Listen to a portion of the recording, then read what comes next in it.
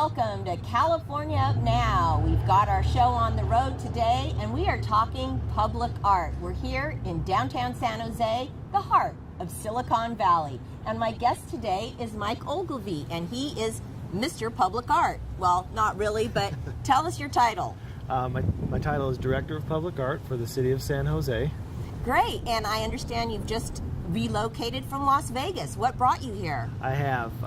When the opportunity arose to lead the program here at San Jose, my first thought was, this is the capital of innovation. This is where it's happening on a global scale, and art is so integral, and creativity is so integral to innovation that this is where I felt that I needed to be. So when that opportunity arose, I was fortunate enough to be made an offer, and that brought me out here.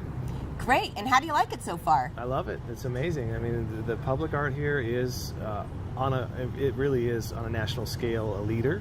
The program, the art, it's really incredible. So yes, I love being here. Great, we're happy to have you here. Oh, thanks. And tell us, if you will, I know you talked a little bit about the FOG project. What is the FOG project? The FOG project is a project. It's a multi-pronged project. There's many facets to this. It basically stands for it's an acronym. FOGs. Fats, oils, and grease. And essentially, the project is we're working with the creative of a team of artists to come up with solutions for essentially making the public aware of what goes down their drain. So fats, oil, and grease, when they go down, when somebody puts them down the drain instead of down the garbage, right, it clogs pipes and creates sanitation issues. So essentially our goal is to bring awareness to the community that there are ways of disposing of these elements and correct ways of disposing of them, and it's not down the drain. So one of the facets of the project will be producing a flyer that is distributed to what we're considering like a flagship, a pilot community. And the flyer will be in two languages. Right now it's Spanish and English. And we do intend to also have that created in Vietnamese. But the flyers will be handed out at homes, and hopefully that they're really cool, very sleek design, two colors, white and a bright fluorescent green, and the goal is to really capture people's attention and hold them for just enough time to inform them of the proper way of disposing of fats, oils, and grease. The other facet that we're working on right now is painting all of the manhole covers of fluorescent green, so there's this visual awareness out in public as well that this is running through our system, and hopefully people will make the connection between the fluorescent green manhole covers and the flyers and other elements of the project that we put together. Well, pardon me if I sound ignorant, but it kind of sounds environmental. So is this a melding of arts and environment? Yes, it is, and that's one of the overarching goals of the public art program is to really blend arts and environment to create a better world and to create better sanitation processes and to just make where we live a beautiful place. So great. And is there anything coming up that you're really excited about in terms of more visual kind of arts? Yeah, there's the Valley Medical Center project with artist Tony Tassett. That is going to be coming up soon. Which, excuse me for interrupting, but Valley Medical is a new, up-and-coming building. Yes, so, yes. Of course, you want to decorate it, make it look nice. Yeah, we don't quite know how the artist is. The proposal is not in yet on that, but he's a world-renowned artist, very talented, and so that's an exciting project. We have the End of Watch Police Memorial Project. That's also another exciting project that's going to be coming. And we have about 20 other projects that are in the pipe and that we're planning out right now. That every single one of them will beautify, enhance, and make the community just like I said, a better place to be. All right. Well, great. Thanks for joining us today. And we'll be right back with California Up Now, and we're going to talk more with Carrie Adams about public art. Stay with us.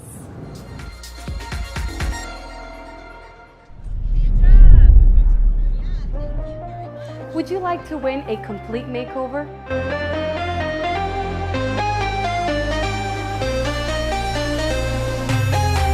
In order to participate, you must like Salon DNA San Francisco along with Attitude Show, both pages on Facebook, and share, and follow us on Instagram. So make sure to tell all your friends and family, and I will see the lucky winner soon at Salon DNA. Welcome back to California Up Now. I'm Claudia Eisman, and I'm sitting here in downtown San Jose with Carrie Adams-Hapner. Thanks for joining us. And she is the Director of Cultural Affairs. Did I get that right? You sure did, Claudia. And tell us about where we are right now. Great. Well, first of all, thanks for having me. So Sure. We are in front of San Jose City Hall. We're actually behind it, sitting in front of a really terrific artwork. It's called Parade of Floats, and it's one of many installations that the artist Andrew Leicester did for the opening of San Jose City Hall, which is now about 10 years old. San Jose City Hall was designed by Richard Meyer, and it's a world-class facility, but we wanted to have an ability of a sense of arrival to San Jose City Hall. So there's these different floats, and there's seating spots, and they were designed by Andrew to really reflect and to pick up visual cues of the different architectural elements that are in the surrounding area. So right now we're in what has like a dome, a rotunda, and it's picking up the visual cue of the famous rotunda we have at San Jose City Hall that Richard Meyer designed for us. So it's actually a beautiful way to celebrate the rich visual history of San Jose, Yes. and also to promote a sense of arrival as you're coming to City Hall. Well, I really like it. It's great. And Thank you. tell us a little bit about the trends you're seeing in public art right now. Well, first of all, I am a huge advocate and proponent of public art. It's, my background. It's how I came into this field. And I am seeing it evolve. More and more, I'm seeing artists at the table addressing civic issues and playing a role in kind of overcoming issues that we're facing as a society. So, for example, Michael talked about the Fog Project. Right. And an artist is at the table addressing environmental issues. Other things that I'm seeing is an emphasis on art and technology, in which people are increasingly using different types of technology components like their phone to interact with public art. For example, we have an artwork that you can call by cell phone. It's so cool, and you can change the display. Really? Yeah. I'll give you the number. Okay. And then, also, I'm seeing things like you're able to participate and engage with the artwork, change it, and have your very own curated experience. We have several artworks that are like that are very dynamic. And so that's definitely a trend. Things that are emphasizing cultural participation, your own curatorial experience, and technology. Great. And why is it a challenge to fund public art in California right now? Right now, funding is always a perennial issue for the arts. And I think it's really important that we talk about the role of the arts in broader civic life and in community development. Art is, really the soul of a community. Absolutely. It reflects who we are as a culture and a society. It really speaks to what are our aspirations, what's our history, and what's our sense of identity. And it's really important that we also emphasize the role of the arts in kind of overcoming these other community issues, as I mentioned before. So it's really important to make that case when we're talking about funding the arts writ large. Right now, in this environment, we do have some challenges. We have a much more conservative presidential administration that has threatened the elimination of the National Endowment for the Arts. Also, we need to make the case for why it's important to support the arts at the state level. We have a state agency called the California Arts Council, which supports the arts throughout California in all types of communities, whether they're rural, suburban, or urban. So there are opportunities for people to help be involved and advocate. They can join what's called the Americans for the Arts Political Action Committee, and it's the artsaction.org, artsactionfund.org, and they can find out about how to express their support for the arts that way, or they can do it statewide through Californians for the Arts, which is our statewide advocacy group. Okay, great. Well, I do want to ask you, do you have a favorite art project in San Jose? I have many. It's like, do you have a favorite child? I know. I do. I particularly really love the work that's art and technology focused. We have a work that is also very interactive. It's at our underpass at Santa Clara Street. And the round donuts. Yes, it's called Sensing You, and it's a series of concentric circles that light up in a dynamic way and that change. By day, it does look like blue donuts, but we don't try to say that. Okay. But they're blue rings, we might say. Yes, blue rings, yes. And then they have this dynamic display that you can actually activate if you happen to be an online gamer through a game called Ingress. So again, it's interactive, you can change it, and it's dynamic and fun. All right, great. Well, check it out. The blue donuts. No, not really. The blue rings there on Santa Clara Street. And thanks, Carrie, for joining us. Thank you, Claudia. And we'll see you next time on California Up Now.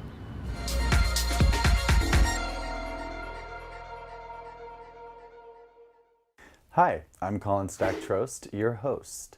This is what's going on this weekend. It's the Winter Party Festival in Miami Beach. Some of you may have heard of it, some of you may be going. It goes from March 1st to the 7th, and details are on winterparty.com. Today I have a very special guest, Carl Jeck. We're going to chat with him. He's the author of Gay Beyond an Issue. Thank you so much for being here. I'm going to show off your book right now. So on your book, you write about how religion is still having a huge impact on many gay people's lives. How do they deal with religion and homosexuality? It's hard to find any things in sacred literature that are specifically pro-gay, because the word homosexual, as many people know, is only a little over 100 years old. And there really wasn't a concept of the actual identity of you are a gay person.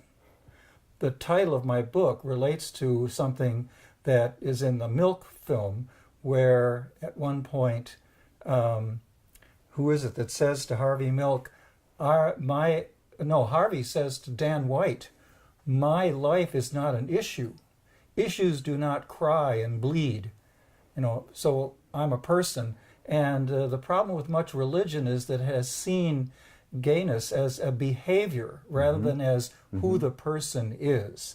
And so that's a huge issue in terms of people don't understand that. Then they're kind of out to lunch in the whole area of both sexual and gender difference. You're absolutely right. I love that you bring that up. Just the word homosexual and homosexuality. And this comes from not that long ago when, as humans are wont to do, decided we're going to organize and label all these different kinds of behaviors, and which makes it, you're this and I'm that, and people know, mainly about the Bible. And so to give you a good example from the Bible, there are a couple of passages in the Hebrew Bible that look like they're about gay men. A man should not lie. The literal translation is, you shall not lie the lyings of a woman with another man. In other words, you're a man. Why would you stoop to the role and status of a female? Lesbianism is never even hinted at in the Hebrew Bible ever. Because what women do, in a sense, you could almost argue, it's like they're saying, doesn't matter because they're women. They're property. And only what a man does. And why would a man give up his male privileges to play the role of a woman in a sexual act? So there's a whole thing about gender and sexuality all mixed together. Right, and just sort of the inherent sexism that we see in this text is, wow, that's just fascinating. We've got a few more questions for you. So much to talk about that I want to pick your brain about. And so we're going to talk more about Gay Beyond an Issue after the break.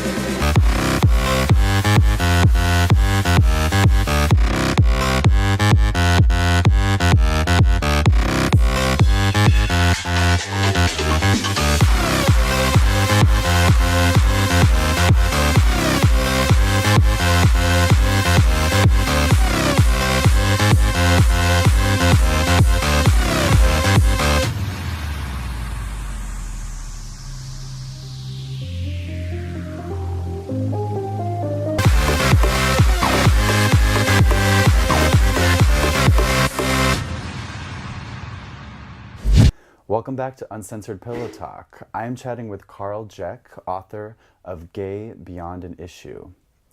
What does religion say about homosexuality? Well, that's an awfully broad question, religion. The point I was making earlier is that in a sense there's not much there. There's kind of assumptions. A lot of the things in the Quran, for example, are about roles, sexual roles. But religion, unfortunately, has a very mixed thing on religion and sex. Much of religion comes from fertility imagery. In the Bible, for example, you had condemnations of sacrificing your children to the gods to get more fertility. In many ways, the Hebrew Bible is a reaction against fertility religion, which also included stories of gods and goddesses having sex, killing each other, or all kinds of things related to sex. Then when you get into the middle period of the Hebrew Bible, you have this famous, important line in the book of Micah, where he says, what does the Lord, Yahweh, Jehovah, require of you? Should you give the fruit of your body for the sin of your soul? No. What the Lord requires of you, in other words, fertility religion, you give fertility back to God so God will give you more of it. In some cultures, this was with the sacrifice of Vestal virgins.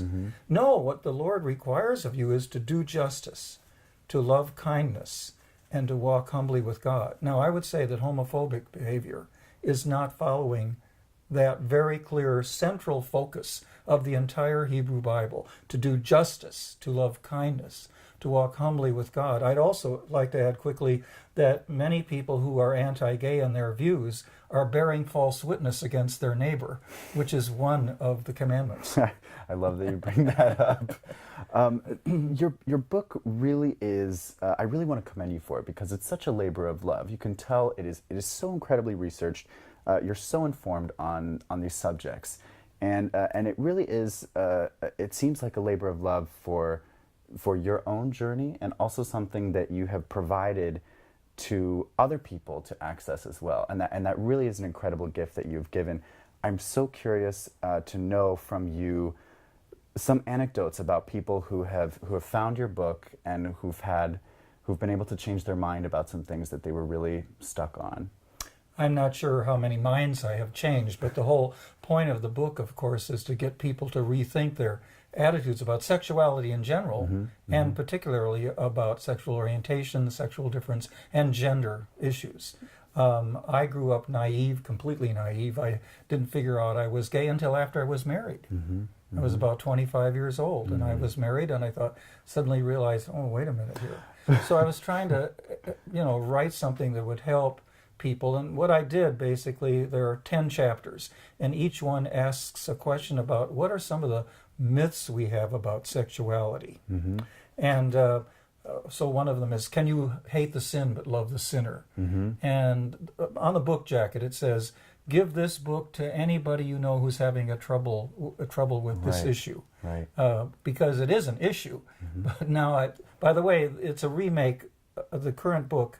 The old title was, Will the Gay Issue Go Away? Now it's gone away. We have gay marriage in the United States, at least. So there's progress being made. And my book is basically, if you have friends and family who are having trouble accepting you, if you're gay or transgendered or whatever, give them this book, because unless they have read a book like this book or one like it, they really don't have the right to have a very strong opinion because they're not informed.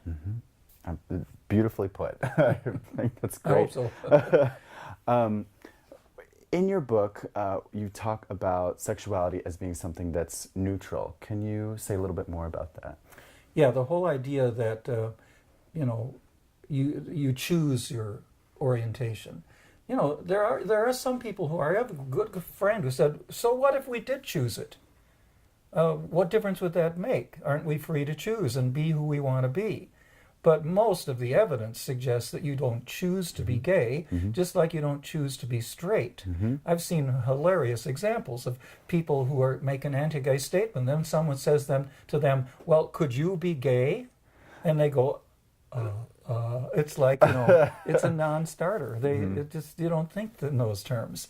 And so it's neutral in the sense that sexual ethics are the same for everyone. Don't exploit people, don't take advantage of people, be kind to people, Absolutely. love people. Yes, not every relationship is going to be a permanent, lifelong one, but within certain parameters, you are responsible and loving with your sexuality. That's the issue, and that's the same for everyone. It's, again, beautifully put. I like the way that you described that. That's really, really excellent.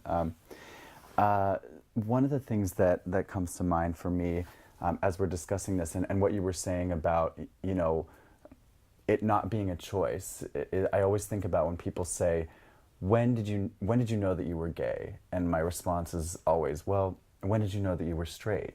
It's sort of that understanding of when we get to a certain age and we start thinking about who we are, who we love, what turns us on, and yeah, it's an important parallel to draw. As I look back on my life now, I see hints that I was a gay kid.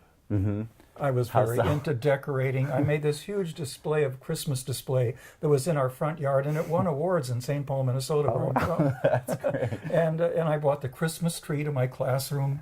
There are certain little hints that suggest, you know, here's a gay boy, but I had no clue. I didn't even know what it meant. You know, it was not on my radar. Right. But as I look back, I see little things that were clues that I now understand. Right. What it was about. Of course, at the time, you know, being a little gay kid in Minnesota, you don't have gay role models to look up to that give you an example of what gay relationships are, gay dating. The stories that we encounter, of course, are entirely heterosexual, so you have to figure all this stuff out. And I don't want to say anything about my age, but I'm old enough that it was back in the day where a lot of this sexual stuff was just no one hardly ever talked about it. And much of what you got in your religious training, as I did as a seminarian, was very negative on gayness. Even masturbation was a sin, for God's sake. No, masturbation is never mentioned in the Hebrew Bible, or in the Bible really ever. A vague word like fornication, no, that you can't use that for that. And the one story about Onan spilling the seed, that had to do with a weird view of how you were supposed to marry your widowed sister-in-law to give her a man to be around, and he practiced coitus interruptus to avoid his responsibility. And that had nothing to do with masturbation, spilling the seed in that case. But people, you know, interpret, spin things around. And that's why the text, they get interpreted in so many different ways, and the ways that lead to people being unkind to each other, I think, are so problematic. And that's why I think your book is so important. And if people have questions for you, if they want to get in touch with you, what is the best way for them to do that? Well, get the book, first of all. Get the book. I teach at De Anza College. Okay. And the best way to get in touch with me for these kind of things is through my email address at De Anza College. That's a college in Cupertino. I always say Silicon Valley, where I teach humanities. Perfect. Well, thank you so much. Thank you so much for joining us today, for all of your amazing efforts and words. And thank you for tuning in. Unfortunately, we're out of time for today, but thank you so much, Carl. And we will see you next time on Uncensored Pillow Talk.